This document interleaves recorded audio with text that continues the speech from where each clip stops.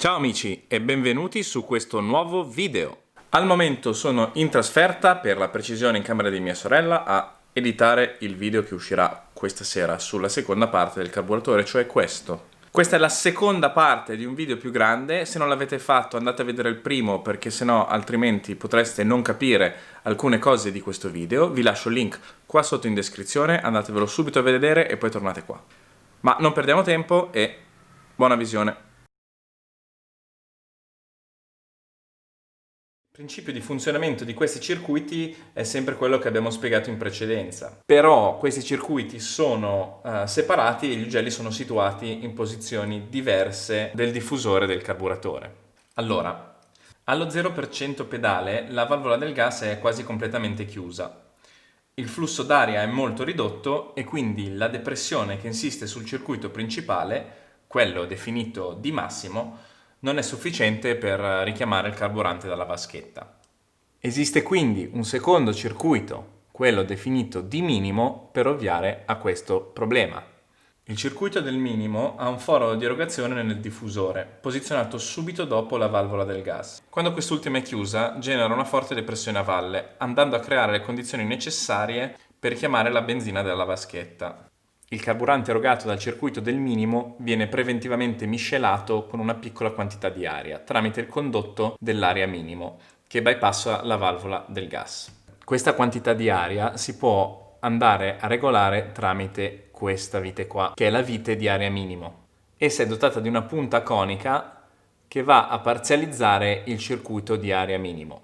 La sua posizione nel carburatore è qui subito dopo il diffusore. Più questa vite viene avvitata e più si va ad arricchire la miscela, in quanto si va ad occludere il passaggio dell'aria nel carburatore. Più questa vite viene allentata invece e più si smagrisce la carburazione, in quanto si consente un passaggio maggiore di aria. In questo caso, non so se riuscite a vedere, credo di no, però qui in fondo c'è l'ingresso dell'aria nel condotto di aria minimo, che poi viene parzializzato dalla vite aria. Un altro elemento della calibrazione del circuito del minimo è la scelta del getto di minimo e del suo emulsionatore, che risiede qui dentro, però mi sono dimenticato di svitarlo. La scelta di questi elementi, oltre alla regolazione della vite d'aria, influiscono sia sulla stabilità del minimo che sulla reazione del motore durante la prima fase di apertura della valvola del gas, diciamo fino a un quarto di apertura o 25% pedale. E come si fa a scegliere il getto del minimo? La scelta di un corretto getto del minimo è molto importante sia per le performance alle piccole aperture, ma soprattutto per questioni di affidabilità. L'installazione di un minimo troppo piccolo e quindi troppo magro può portare alla classica grippata da staccata. In staccata infatti la valvola si chiude, ma il motore continua a girare in quanto trascinato dalle ruote. In questo caso, con un minimo troppo magro, l'assenza di carburante può portare a un rapido innalzamento delle temperature e al conseguente grippaggio. Come si riconosce se un minimo è troppo piccolo o troppo magro? Di base si avrà una buona reazione del motore alle piccole aperture, se ovviamente non sarà troppo magro e quindi ci siano degli notevoli mancamenti del motore. Quando si andrà a chiudere il gas però si avrà la tendenza di un motore che cerca di rimanere accelerato. Se invece il getto del minimo è troppo grande, si avrà una reazione alle piccole aperture pigra, quasi soffocata, con un rumore sordo. In realtà, oltre all'aria che viene prelevata dal circuito del minimo, una piccola parte di aria viene prelevata dal foro di progressione, che è quel piccolo forellino che trovate tra l'ugello principale e il foro di minimo.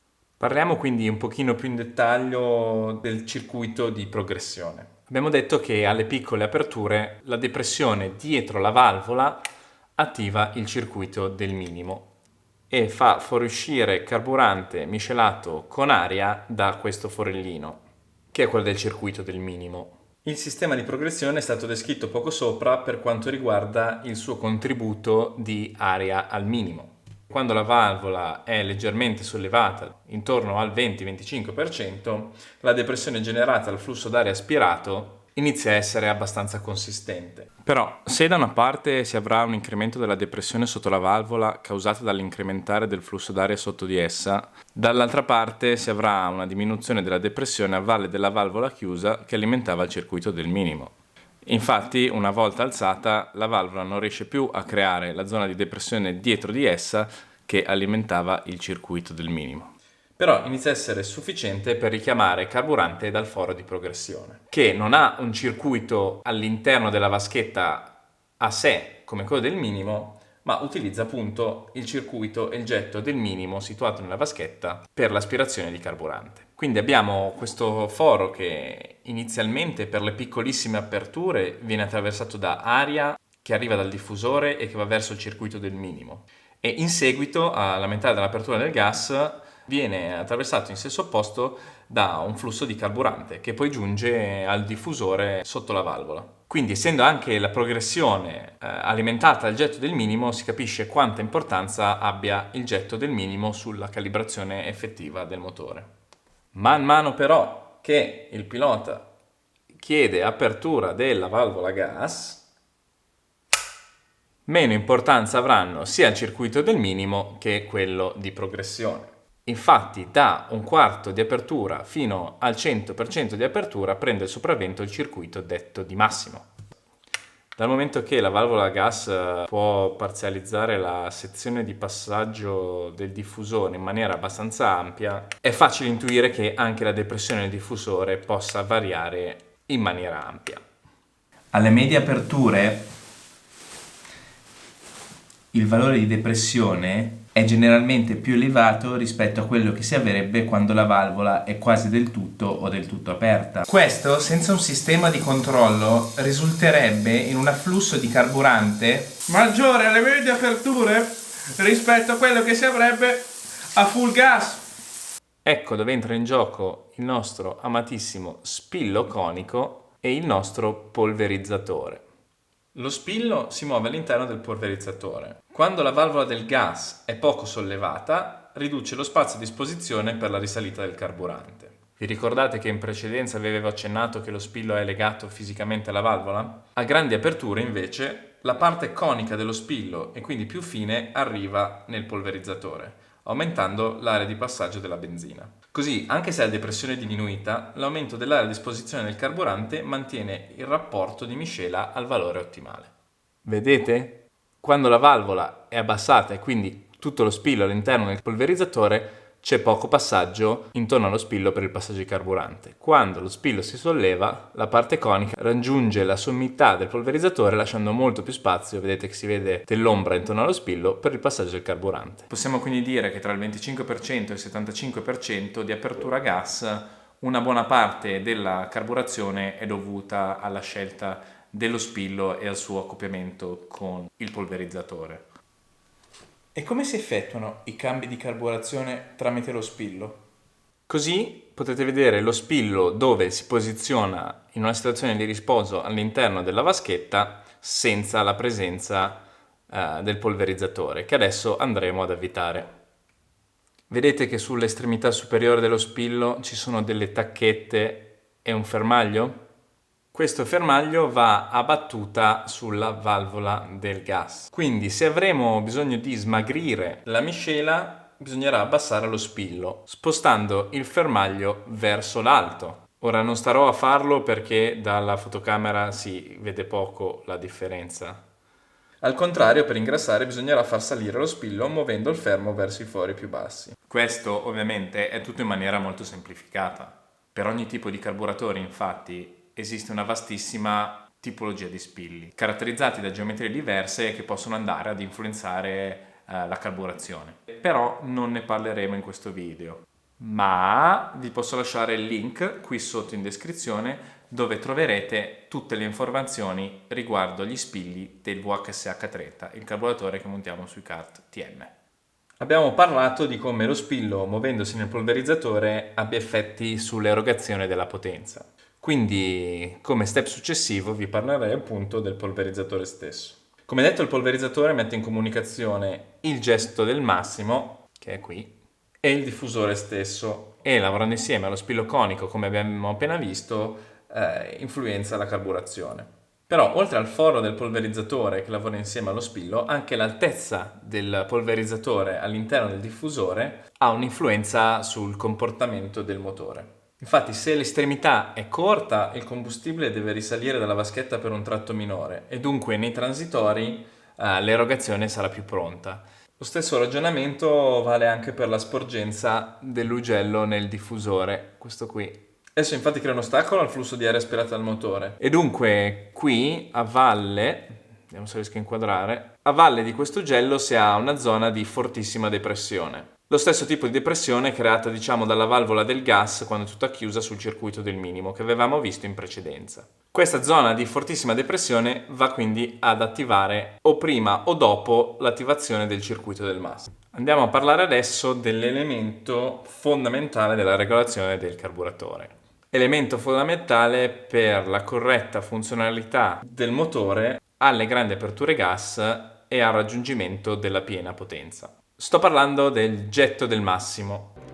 Mi chiamo Massimo Decimo Meridio e avrò la mia vendetta. Che serve a calibrare appunto il combustibile che viene erogato al motore tramite il circuito del massimo. Questo si collega direttamente al polverizzatore e risiede nella parte più bassa della vaschetta di solito, per assicurarsi che sia sempre ricoperto da una quantità minima di carburante, in modo da evitare vuoti di pescaggio. Per assicurare la presenza di carburante intorno al getto si monta anche questo cappellino che trattiene appunto il carburante intorno al getto nelle condizioni magari di curva o di elevate accelerazioni o del kart o della moto, se lo montate su una moto. Come detto, il getto del massimo è una delle calibrazioni fondamentali del carburatore. Viene fatta sperimentalmente, molto spesso si inizia da un banco prova e poi si continua con la carburazione su pista. Non ne voglio parlare in questo video perché ne parleremo nel prossimo video, quando andremo insieme a fare una calibrazione del VHSH sul motore TM125 al banco prova e vedremo tutti gli effetti che ha sia questo parametro di carburazione che gli altri che abbiamo visto sulla potenza erogata dal motore e anche dalle temperature raggiunte allo scarico. Altro componente di cui parlerò velocemente è il getto dello starter. Quando apriamo questo, che è il nostro comando di starter, non si fa altro che aprire una valvola che porta carburante aggiuntivo e quindi si avrà un arricchimento in fase di accensione del motore. La quantità di carburante che viene portata al motore per arricchire viene calibrata tramite questo getto che si colloca qui. Il carburante viene consegnato al motore ovviamente a valle della valvola gas. Possiamo ora richiudere la nostra vaschetta perché i componenti al suo interno sono tutti stati esaminati. Vi basterà una chiave a brugola da 4. Se avete bisogno di effettuare esclusivamente una regolazione sul getto del massimo, potrete andare ad aprire questo sportellino senza stare ad aprire tutta la vaschetta.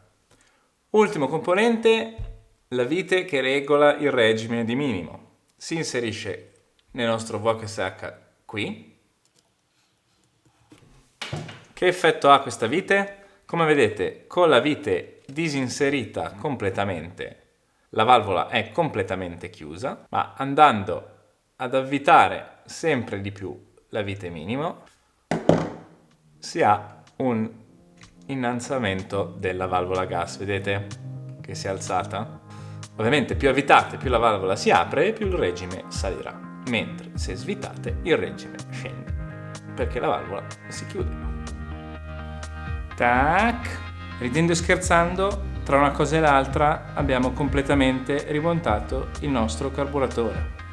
Spero che questo video vi sia piaciuto, ma soprattutto che vi possa essere stato utile ad almeno apprendere le nozioni di base di come funziona un carburatore a due tempi e della carburazione. Sicuramente uscirà un nuovo video, il sequel di questo qua, in cui andremo a parlare e ad analizzare come effettivamente si esegue una carburazione e quindi ci affideremo a dei professionisti, in questo caso il mio team di kart, che mettendoci a disposizione il banco motore ci mostreranno qual è il processo effettivo della carburazione corretta di un motore a 2 tempi. Sarà molto interessante perché grazie al banco prova avremo a disposizione anche dei numeri oggettivi e potremo vedere oggettivamente come cambia la carburazione in base ai cambi che noi andremo a fare sul carburatore. Fatemi sapere ovviamente nei commenti se il video vi è piaciuto, se ne volete un altro su qualche altro componente o se volete approfondire in maniera più specifica qualche aspetto della carburazione che o non vi è stato chiaro o di cui volete più informazioni. Se ovviamente vi è piaciuto, like e iscrivetevi al canale. Ragazzi, state diventando veramente tantissimi, quindi grazie, è sempre un piacere fare questi video per voi. E grazie ancora per aver guardato questo video. Ovviamente, come in tutti i miei video, vi dovrò salutare con un po' di musichetta tenebrosa. Ciao!